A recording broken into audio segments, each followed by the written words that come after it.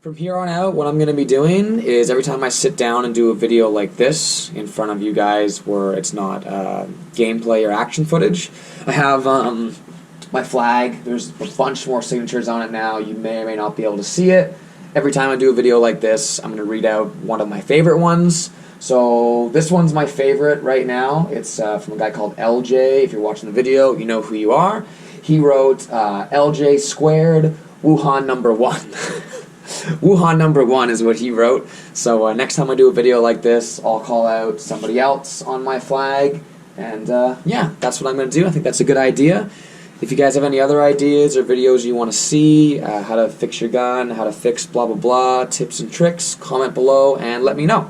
So let's get started. Hey everybody, it's Kevin here from Boardin and Ballin. I'm going to make a quick little maintenance video for you guys. So basically, I'm going to show you how to clean and tech your spool valve gun. I'm going to have another video coming out about how to do a poppet valve gun. So we're going to start with a spool valve gun. Okay, it's really straightforward. This is a Geo3.1, I believe. So the first thing you want to do is take the bolt out. If you have a Geo, it just unscrews from the back here. If you have any other gun, like a GOG Enemy or an Empire or something like that, you're just going to want to take the back cap out. So spool valve guns have like two parts. There's the chamber, which is this piece here, and then there's the can. So once you take that piece out, I just stick my finger in through the front of the bolt to push the bolt back, and then I stick my other finger in here, I grab the can, and I just pull it out the back like so. Okay, so I'll put the gun aside. So this is how it goes together. Okay, this is a spool valve gun. This is the this part is the can right here. This is what gets charged with air. It sucks the bolt. It sucks the bolt back. Okay, and then the air sort of sits in this little area here.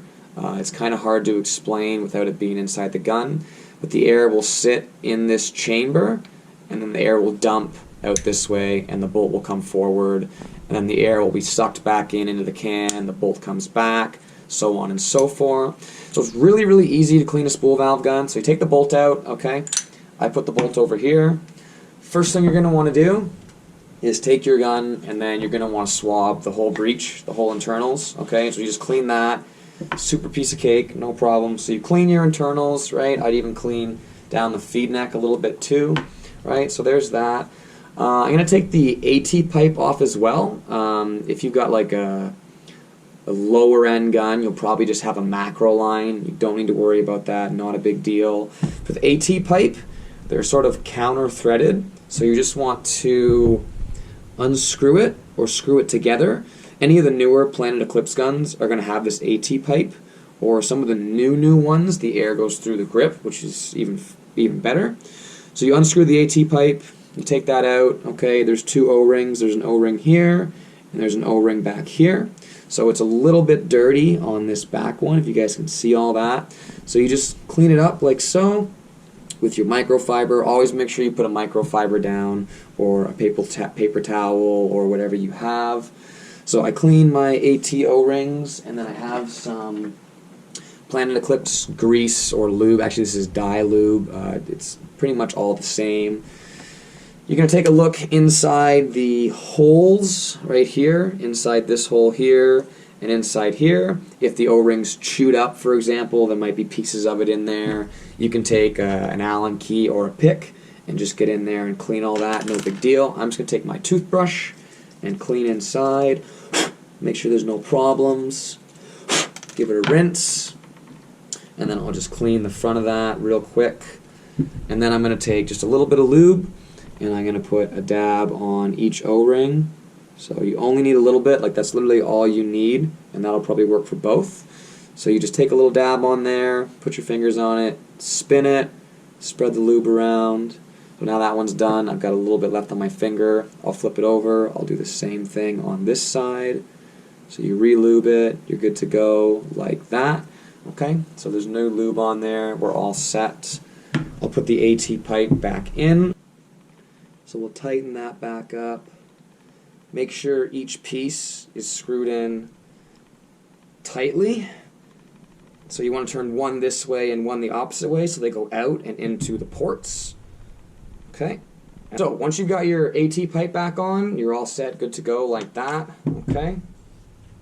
Now you're going to want to clean the bolt, okay? So here's the bolt again. Really straightforward and easy to clean, a spool valve bolt. What I do is I pop the bolt out of the can first. So you push it back out the bolt this way, okay? It just pops out like that, and again you can see the dirt and stuff on there. So all you're gonna do is take your microfiber and clean around this thing like so. Okay, clean off all the O-rings. Now when you're using a spool valve gun, you're going to want more lube on it than a poppet valve gun, which is fine. Again, you're going to want to clean inside the can here. I don't know if you guys can see that. It does get really gummy in there. So I take my toothbrush, I'm going to go in here a little bit and clean all that up. And then I'll take my microfiber and I'll go in there and clean it up one more time like that. You also want to be checking and inspecting your O-rings. That looks a lot cleaner now on the inside. If there's any chips in your O-rings or anything like that, you're going to want to change those because that could result in a leak down the road, which would not be good. So that's this part. This part's done. It's pretty straightforward. I'm going to lube it and then put it back together. So you definitely want lube on the inside of your can here because the bolt travels back and forth inside. So what I do is I put some lube on the inside like so, just a little bit. Take your finger, get it in there, spin it around, get it all over the O-ring. Okay, you don't need too much because we're going to put lube on the actual bolt later on. So we'll just put a little bit in there and we'll spread it around. I put 2 drops of lube on these O-rings here on the outside as well. Not 100% crucial, but why not? So that's pretty much done now. That's the can part. And then we'll take our bolt. Again, you're going to want definitely lube on this O-ring and these 2 back here because these create the seals and it helps everything move. So I just put a little dab on each one of those. Again, you don't need that much. And then I spin it around in my fingers and that spreads the lube out. And then also what I'll do is I'll just take one thing across this way and I'll just sort of rub all that in on the steel, on the metal, and get it all rubbed in there like that. So that's your bolt done, okay? Take your bolt, again, it goes in this way, alright? Don't try and put it in that way, it's not going to fly, because this part back here is bigger than the opening. So put it back in, pop it through, okay, you're good to go. Moves real nice, you're all set. This part is done, that's the can. This is sort of like the housing back here. This is where all the air comes in. Don't really need to do too much back here.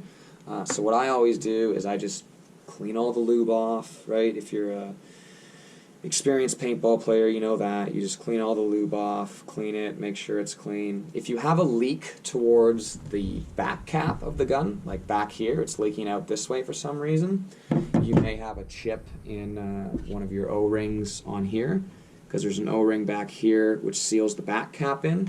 So always inspect your O-rings, make sure there's no chips or anything or cracks because you may have a leak. Mine look good. I take pretty good care of my equipment. So we'll put some lube on this part and we'll just spin that around this O-ring. Anytime there's an O-ring, you usually want to have lube on it.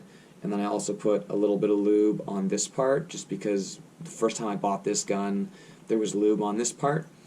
This is just where the air sits around, so this part sits over here like this, right, and the air just sort of sits inside here and around this housing, and then it dumps it out the bolt when you shoot, and then it sucks it back, which sucks the bolt back into play. So it's pretty straightforward. And then again, we'll put a little bit of lube on this back O-ring to seal the back cap. We'll put a little bit there just to be safe. Boom.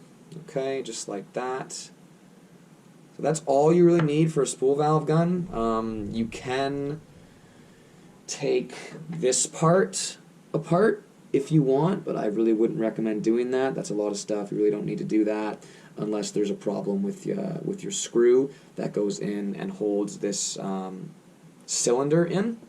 So now you just take this, really straightforward for a spool valve gun, put it back together, okay. Take this, drop it in, push it in all the way. It doesn't really matter which way it goes in, it'll always work fine. And you just screw it down like so. There we go. Nice and hand tight. Okay, so now I took the AT pipe out earlier. I'll just give that one last little tighten. We'll throw the air on here. If it leaks, I did something wrong. If it doesn't leak, we're good to go. So let's find out. So we'll put the tank on. So I've got the AT pipe back in. I made a mistake. That's okay. Mistakes happen, no big deal. We've got the AT pipe back in, all lubed up, good to go. Air is on. Bolts snap back. We're good to go. Good to go. There are no leaks whatsoever. I don't hear anything. You can tell the air is on because this pin is back here. If I pop the air off, you can see this pin comes forward. Pop the air on again, it comes back. No leaks. So we're all set and good to go for the field.